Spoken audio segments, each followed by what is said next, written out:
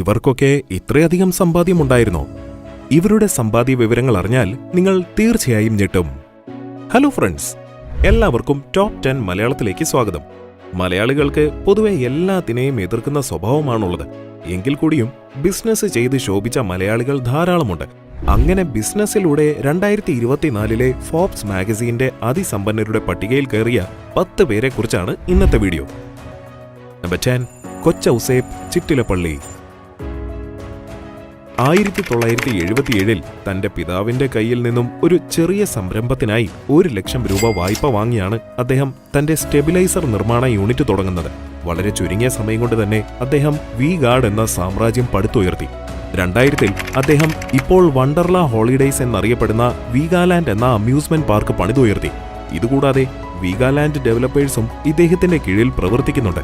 വെറുമൊരു ബിസിനസ് സംരംഭകൻ മാത്രമല്ല കൊച്ചൗസേപ്പ്.